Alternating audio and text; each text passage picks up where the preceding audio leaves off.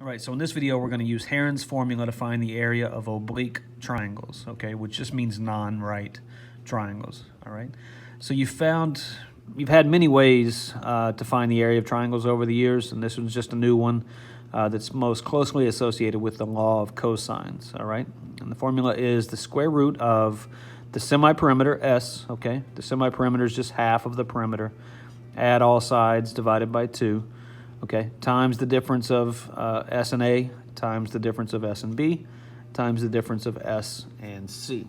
Okay, so we're just going to plug all the values in once we know all three side values, A, B, and C.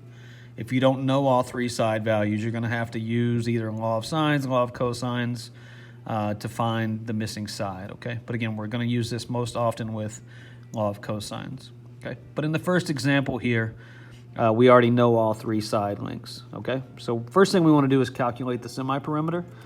Okay, so I'm going to add all three sides together and divide by 2.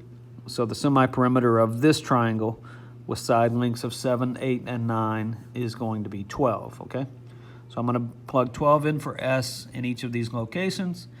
I'm going to substitute A and 7. I'm going to substitute 8 in for B, and I'm going to substitute 9 in for C, all right? So when I do that, you get the following, okay? So 12 times 12 minus 7 times 12 minus 8 times 12 minus 9. We're going to get the product of all four of those, and then we're going to take the square root, okay? So that's going to give me the square root of 720 when I multiply all those together, all right? And I can evaluate that on my calculator, and I get approximately 26.83 square units. So the area of this triangle with side lengths 7, 8, and 9 is going to be 26.83 square units. All right, let's look at example 2. So in example 2, we're actually using a triangle that I used in an earlier video on the law of cosines, okay? We don't have all three sides, so we can use the law of cosines to find side C here, okay? If you've seen that video, you're good. If not, you can use the QR code here to access that video, but I'm going to go ahead and show the steps here as well. Okay, so using the law of cosines, we get side C is going to be 416.8 feet. Okay, I rounded that to the nearest tenth. Again, if you need to see how these steps work, you can just follow the steps, or you can use the QR code to access that video. Okay, but now we have sides A, B, and C, so we can use Heron's formula to find the area of this pretty large triangle, okay? So the semi-perimeter is going to be A plus B plus C, all divided by 2. So again, it's going to be a pretty large number here. So our semi-perimeter is 508.4, and that's going to be feet, okay? So let's plug that into Heron's formula. Remember, our formula was the square root of S times S minus A times S minus B times S minus C. Now the numbers here are going to get large because S is a large number.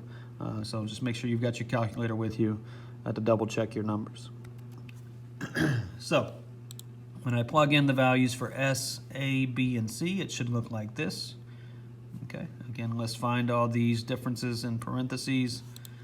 So just pause here and check those numbers if you need to. Okay, now multiplying these three numbers together, these four numbers together, is going to be a very large number. So just double check here. The product of those four is going to be over 1.6 billion.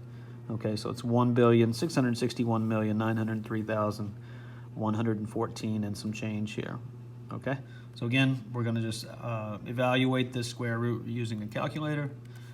And my total area for this triangle is almost 41,000 square feet. Okay, it's 40,766.45 square feet. Okay, so again, we had to use law of cosines to find the missing side, and then we used Heron's formula here to find the area.